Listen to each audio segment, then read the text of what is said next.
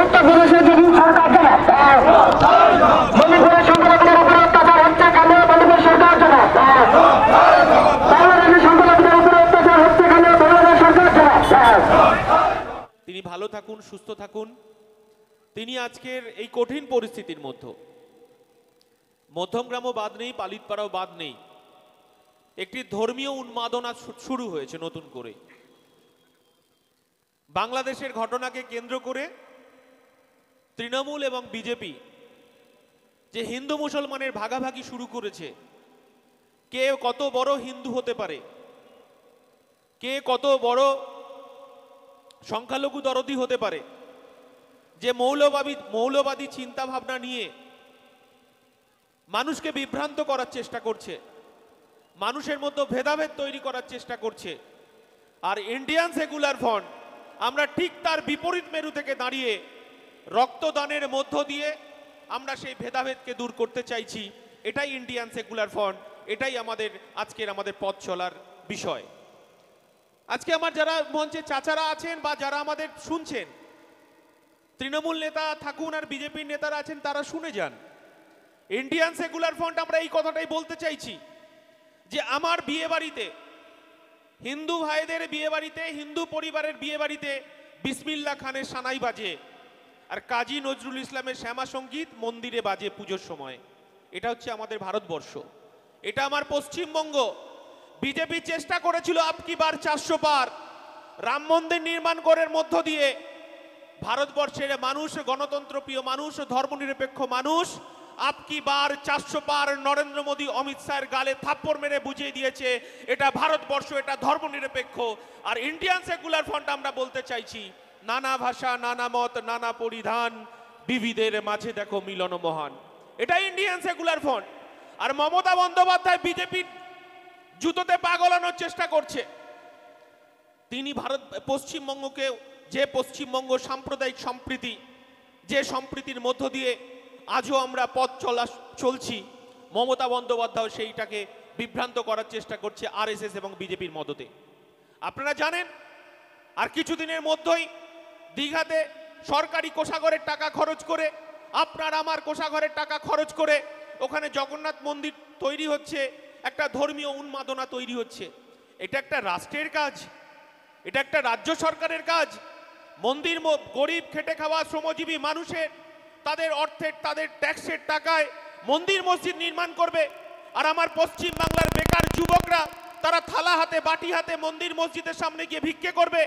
মমতা বন্দ্যোপাধ্যায়, নরেন্দ্র মোদী ভারতবর্ষে ধর্মীয় উন্মাদনা তৈরি করেছে।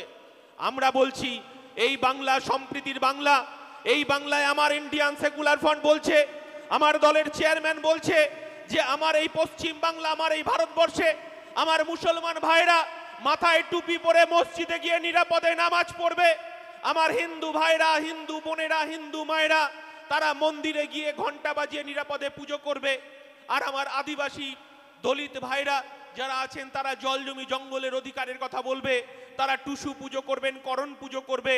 আমরা এই কথা বলতে চাইছি। আর আমাদের দলিত ভাইরা যারা মতুয়া ভাই আছেন তারা হরিচাঁদ গুরুচাঁদের ডঙ্কা বাজিয়ে পুজো করবে। আমরা এই সম্প্রীতির বাংলা দেখতে চাইছি।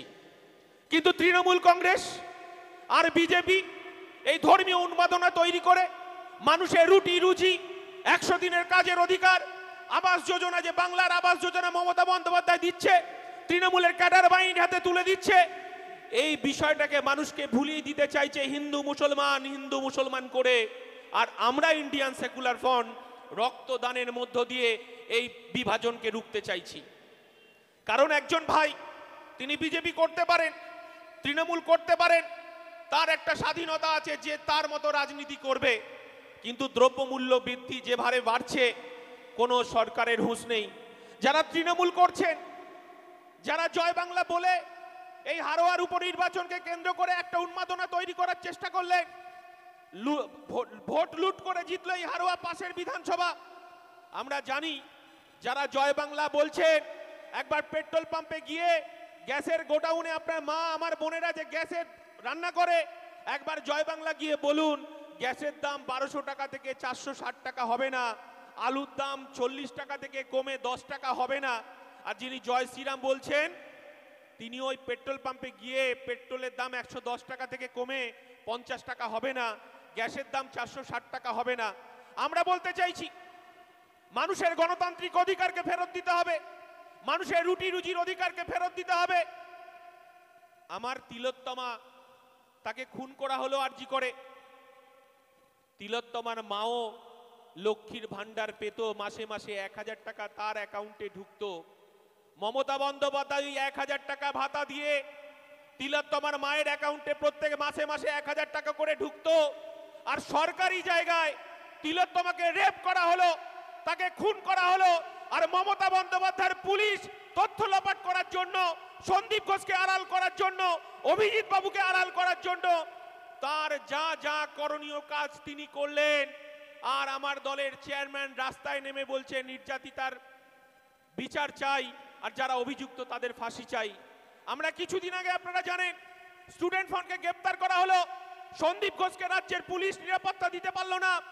আর মোদি, অমিত শাহ, মমতা ব্যানার্জির মতো যে সেটিং, সিবিআইও চার্জশিট দিতে পারলো না, সন্দীপ ঘোষ ছাড়া পেয়ে গেল, জামিনে মুক্ত হয়ে গেল। আমরা বলছি এ জিনিস চলতে পারে না। এই মধ্যম গ্রামের মানুষ, এই পালিতপাড়ার মানুষ রাত জেগেছে, রাত জেগে তিলোত্তমার বিচার চেয়েছে। আমাকে অনেকে ফোন করে বলছে, বিশ্বজিৎ ভাই, পার্টিকে বলুন রাত জাগলে শুধু হবে না, বুথেও জাগতে হবে।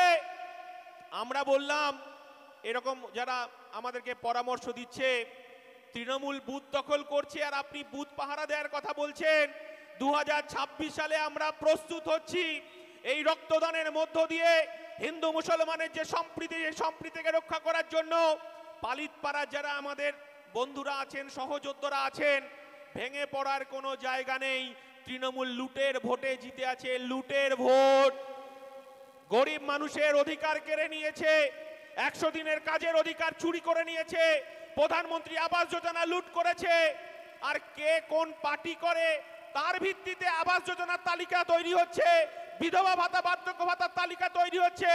এ জিনিস হতে দেওয়া যাবে না। আমার দলের চেয়ারম্যান বলেছেন সে তৃণমূল করতে পারে, বিজেপি করতে পারে, আইএসএফ করতে পারে, সিপিএম করতে পারে। তার যদি আবাস যোজনা পাওয়ার যোগ্যতা থাকে, আমার মেম্বারদের বলবো, যারা আইএসএফ এর প্রতীকে জিতেছেন, এই রোহান্ডার প্রত্যেকটা মানুষের যারা প্রাপক, যারা আবাস যোজনা পায়, পেতে পারতো, যাদের নামের তালিকা থেকে বাদ গেছে, তাদের সমস্ত কাগজ ফটো জোগাড় করুন। আপনাদের সঙ্গে রাজ্য সরকারের সাথে আমাদের হাইকোর্টে দেখা হবে। এই কথাটা আমার চেয়ারম্যান আগেও বলেছে, আজকেও নিশ্চয়ই বলবেন। চেয়ারম্যানকে বলে বেশি কথা বলা যায় না। পালিতপাড়া মানুষের কাছে আবেদন, লড়াইয়ের ময়দান প্রস্তুত করতে হবে। আগামী দিনের লড়াই, এই চোর জোচ্চোর তৃণমূলকে তাড়াতে হবে, এই ভোট লুটকারী তৃণমূলকে তাড়াতে হবে। গরিব খেটে খাওয়া শ্রমজীবী মানুষের অধিকারকে ফেরত দিতে হবে। আর এই ভারতবর্ষের সম্প্রীতির বার্তা, হিন্দু মুসলমানের ঐক্য, খ্রিস্টান জৈনের ঐক্য, ভারতবর্ষের সংবিধান, ভারতবর্ষের গণতন্ত্রকে রক্ষা করতে হবে। সেই রক্ষার একমাত্র আমাদের বিধায়ক যেমন বিধানসভায় লড়াই করছেন, বিধানসভার বাইরেও লড়াই করছেন। আর আজকেও এই সম্প্রীতির বার্তা দেওয়ার জন্য এই পালিতপাড়ায় উপস্থিত হয়েছেন। সকলকে আমার পক্ষ থেকে সংগ্রামী অভিনন্দন জানিয়ে আমার বক্তব্য শেষ করছি। জয় হিন্দ, ইনকলাব জিন্দাবাদ, ইন্ডিয়ান সেকুলার ফ্রন্ট জিন্দাবাদ, নওশাদ সিদ্দিকী জিন্দাবাদ।